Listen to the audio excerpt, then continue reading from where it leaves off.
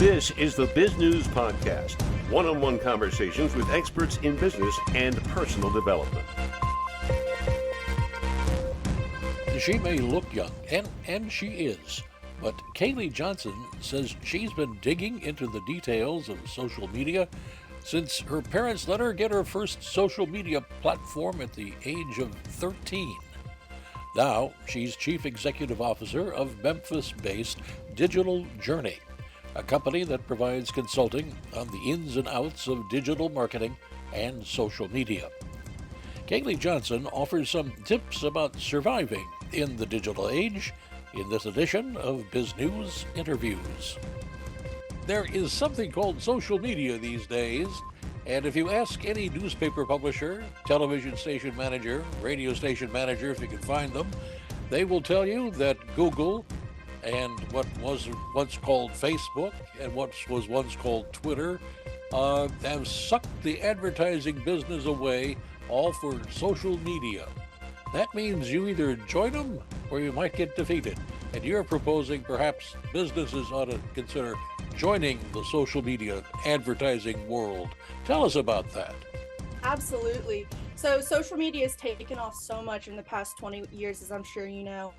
I don't think it should replace newspapers because I just think newspapers are awesome in general. And I think it's a really cool way to get across information. But social media can be a tad more convenient because you can post things quickly, instantaneously, and reach a much larger group of people. So there's so many different social media platforms now to reach different groups of people and to post different types of content that you can get your message across to so many people in an exciting way and in a way that is continuously changing because social media is always changing and it's always evolving.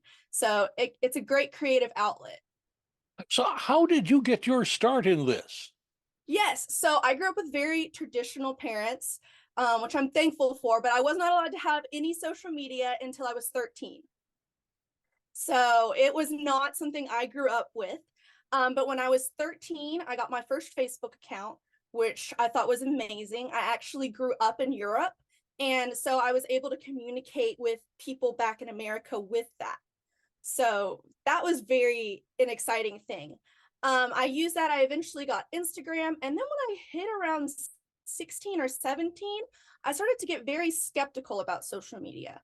I realized that a lot of my friends who were depressed and anxious seemed to be the ones that were very active on social media. And I had heard from a lot of adults and doctors that social media was one of the main causes of that. And I'm a big mental health advocate. So for me, I actually pulled back from social media. And I was like, okay, this is something that seems to be causing a lot of hardship and strife. And then about 2 years later, all of a sudden it hit me and I was like, social media doesn't have to be used for bad. You can take almost anything good in life and use it incorrectly. So it became my goal to see how can I use social media to be encouraging to other people and to bring joy to others because it is such an amazing platform. So at that point, I got even more invested in social media with the point of I want to be authentic. I don't want to just present the good side to make everyone jealous about my life. And I got big time into social media. I have a service dog, so I created her own page to raise awareness for service dogs. And it just kind of all took off from there. And I started falling in love with the algorithms and understanding how to post, but mainly showing others that you should be authentic in social media. And it should be something that isn't a cover for what you want to be, but it should be a good, genuine connection. So social media is seen by many as just a cesspool of misinformation and deliberate propaganda. How on earth do we cope with that? Is that something that parents have to do, teachers, the government? What? I think parents should play a very big role in social media. One thing my parents have changed, I have the younger siblings, and they don't allow my siblings to have social media until they get older because it can be such a big field for bullying and for putting people down. And I think it's very important that parents have a strong say in social media. They know their kids better than anyone else. And so they're going to know if their kid is more prone to anxiety. I think it's important that parents have the ability to monitor their kids' posts and who their kids are friends with. And I'm a big believer in kids should never have a password that the parents don't know. when it comes to anything. Their phones, social media, everything. And so I think social media can be good for older teenagers as long as there's that open connection with parents and the parents are able to trust the kids. Because even if you go on social media and you're not looking for anything, you're not looking to be bullied, things can still pop up and still appear. And that's one thing I want to advocate for a whole lot, is that one way that can be changed is by choosing to be genuine and by choosing to create your post to love others and to honor others instead of tear others down. And that is a great idea, but now comes down around the corner something called Mr. AI, artificial intelligence, that can. I guarantee that you and I are humans for this interview, but what if we weren't and just kind of looked like that? How do you cope with artificial intelligence changing things so dramatically?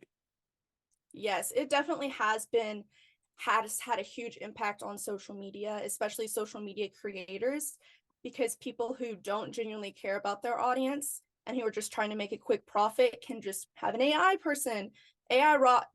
robot do it and pay for it. I'm a big believer though in that we humans can tell the difference between AI. Whether we might not consciously realize it, there's something that only a person can have, that emotional touch, have that real authentic self. And so when you read a post, you might not consciously think, oh, this was written by AI, but something in you is not going to like that post, is not going to be inspired by that post as much as if it was written by a real person. So And I'm a big believer in being on. So I think AI can be a great tool. I do. I think it can be helpful for generating ideas of content to post, for generating, for inspiration, for even proofreading. I mean, me personally, I'm a horrible speller. So I can put it into an AI thing and they'll correct my spelling. But I don't think AI should write things because it doesn't have that human, genuine touch, and therefore it's not authentic. now you have a company that you have formed. Tell us a little bit about that. Yes. So the company is called Digital Journey. And what we do is in 60 days, we teach small businesses and entrepreneurs how to grow their social media sites. Whether that be if you're starting almost brand new and you're figuring out how do these platforms work, whether you have a little bit more experience and you're wanting to know how can I create content that's genuine, that's engaging. And we want to teach these people how to do that so that they save time. Because unless you're a content creator, you're most likely not focused on, I want to spend 2 hours a day on each social media post. I mean, exactly. That's a little bit much. So we want to give people the tools and the resources on, you can create a social media post in 15 minutes. And you can schedule it out so far in advance that you might not have to think about social media for a month. So it's a 60-day program where we go through, and it's all live individual, so it's tailored for you. And we want to teach those small businesses and entrepreneurs how to do that.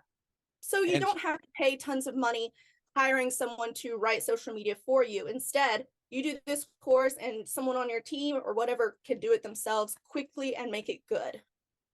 oh, now where can our listeners and viewers get hold of that information? You must have a website. I do. Yes. The website is digital-journey.net/home.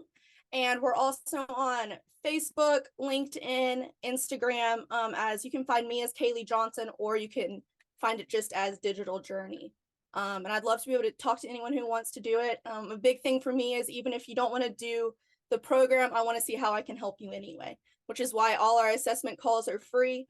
And we just want to be able to see, hey, if we can fix the problem right now on the call, let's go for it. Because we want the people in our groups to want to be there and to need to be there. And that's what makes a good, authentic group mastermind. So yeah, I'd love to talk to anyone about all of that. I Now love talking about social media. Kaylee, you do talk to other people though. You have a podcast. Again, tell us I about that. do. Yes, so my podcast has recently just launched. It's also called Digital Journey. And on that podcast, we go through tips and tricks about how to create social media content. We break down the different platforms of what's the purpose of Facebook, what kind of posts perform well on there, what kind of people are on Facebook, And we go through that for the main different social media platforms. We have guest speakers come on. We have some come on who talk about AI and how that is affecting the digital marketing world. We have some come on and talk about how to generate specific types of content. So it's a really exciting place of just, if you're wanting tips, tricks on how to grow your business in social media, it's a great place. And we're on Amazon, Spotify, Apple Podcast. So you can check us out there.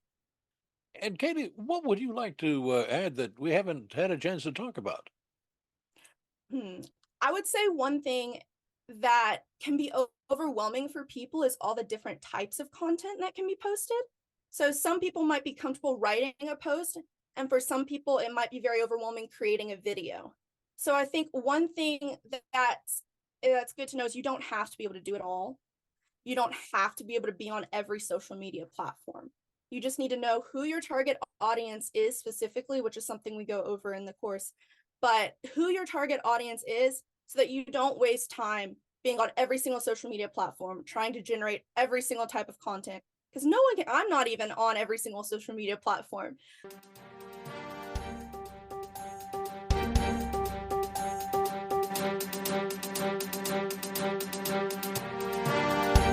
You've been listening to the Biz News Podcast. We welcome your input. Send your email to editor@bizgnus.com.